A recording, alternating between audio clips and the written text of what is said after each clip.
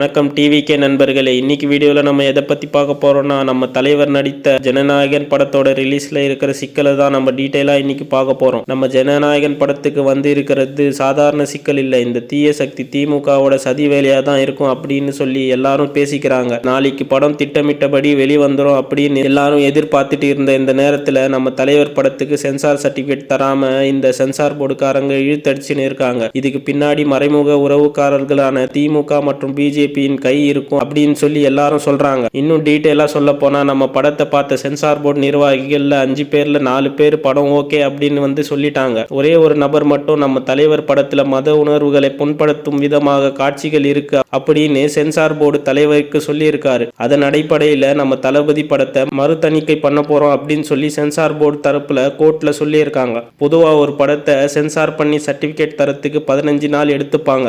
ஆனா ஜனநாயகன் படத்தை தணிக்கைக்கு அனுப்பி 1 மாசம் ஆக போற இந்த நிலையில இப்போ வந்து இது சரியில்லை படத்துல அது சரியில்லை அப்படின்னு சொல்லி சும்மா இழுத்தடிச்சுன்னு இருக்காங்க. இதுல இன்னும் 20 நாள் ஆகும் மறு தணிக்கை பண்ணி சர்டிபிகேட் தரத்துக்கு அப்படின்னு வேற சொல்றாங்க. நீங்க என்ன வேணா பண்ணுங்க, ஜனநாயகன் படம் எப்போ வருதோ அப்போதான் எங்களுக்கு பொங்கல் பண்டிகையே. இப்போ உலகம் முழுக்க ஜனநாயகன் பட ரிலீஸை வந்து தள்ளி வச்சு இருக்காங்க. இதுக்கு பின்னாடி யார் இருக்கா அப்படின்னு தமிழ்நாட்டு மக்கள் மட்டும் இல்லாம உலக மக்கள் எல்லாருக்குமே இது தெரியும். மக்களோட இந்த கொந்தளிப்பை வர 2026 சட்டமன்ற தேர்தலில் மறைமுக உறவுக்காரர்களான தீய சக்தி கட்சிங்க பார்ப்பாங்க. நண்பர்களே, நம்ம ஜனநாயகன் படத்துக்கு வந்த இந்த சிக்கல் அரசியல் காரணமா இல்ல சென்சார் போர்டு நடைமுறையில இருக்கிற சிக்கலா அப்படின்னு சொல்லி கமெண்ட்ல சொல்லிடுங்க. இது பத்தி இன்னும் நம்ம தளபதி சார்ந்த அப்டேட்டுங்களுக்கு நம்ம சேனலை சப்ஸ்கிரைப் பண்ணிக்கோங்க.